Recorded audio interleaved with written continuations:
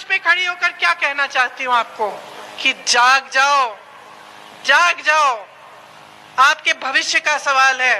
हम तो घर चले जाएंगे, भगवान की कृपा से भविष्य तो ठीक ठाक होगा हमारा। नेता है सब, चाहे हम इस पार्टी के हों उस पार्टी के हों। आपका क्या होगा? नहीं, मैं पूछ रही हूं आपसे, मैं पूछ रही हूं आपसे, आपका क्या होगा?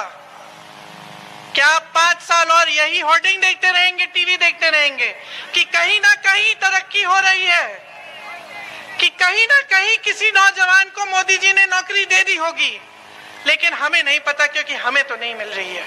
अरे हमारे घर में तो वही हो रहा है, उतनी महंगाई बढ़ती चली जा रही है, कुछ खरीद नहीं पा रहे हैं, रोजगार नहीं मिल रहा है, नौकरी ढूंढ ढूंढ कर हमारा बेटा भटक रहा है। हमने तो पढ़ाया, मेहनत की, बीएससी कर ली, एमएससी कर ली, किसी न किसी तरह जुगाड़ करके हमने ट्यूशन के पैसे भी भर लिए,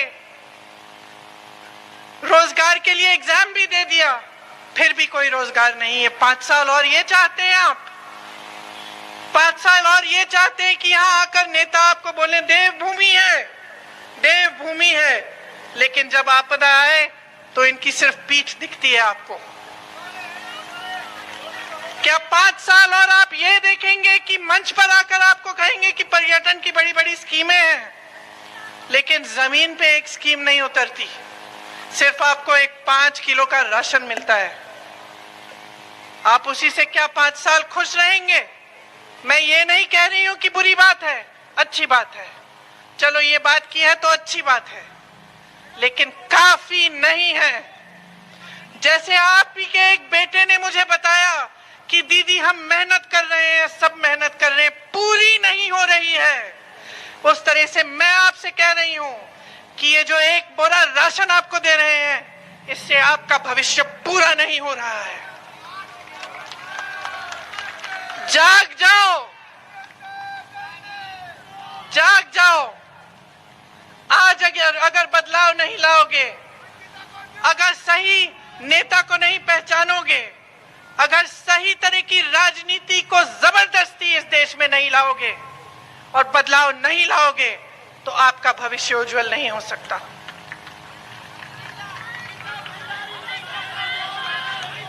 आपने सही कहा, आपने सही कहा। आप मुझे बताइए, नारी शक्ति की बात कौन करता है? कौन करता है? मोदी जी करते हैं।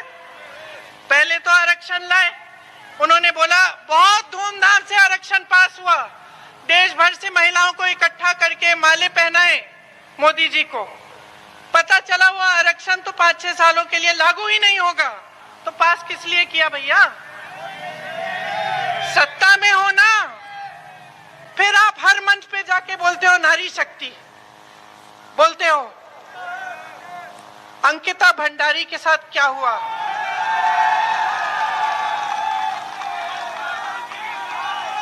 जिन्होंने उसका शोषण किया, जिन्होंने उनकी हत्या की, उनको संरक्षण कौन दे रहा है? मोदी जी बताएं।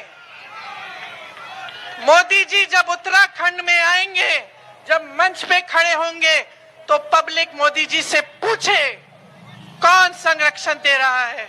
मोदी जी से पूछे कि जब हाथरस में वो कांड हुआ था, जब उस महिला को जलाया गया था बीच रात में, तो जिसने जलाया उनको संरक्षण किसने दिया? मैं गई थी, मैंने उस महिला के परिवार से बात की, उन्होंने मुझे बताया किसने संरक्षण दिया। आप मोदी जी से पूछिए किसने संरक्षण दिया। उन्नाव में जो हुआ, उन्नाव में एक लड़की को उसके साथ अत्याचार करने के बाद उसको जलाया गया, वो 1 किलोमीटर चली, जलते जलते चली। उसके परिवार से मैं मिली, परिवार ने न्याय मांगा। मैं पूछती हूं कि उसके हत्यारों का संरक्षण किसने किया? मोदी जी से पूछिए। मोदी जी से पूछिए कि जब एक फौजी की बीवी के साथ अत्याचार हुआ मणिपुर में, जब उसका वस्त्रहरण हुआ और उसको ऐसे चलाया गया पूरे गांव के सामने, तो उन लोगों का संरक्षण उनको किसने दिया? किसने दिया?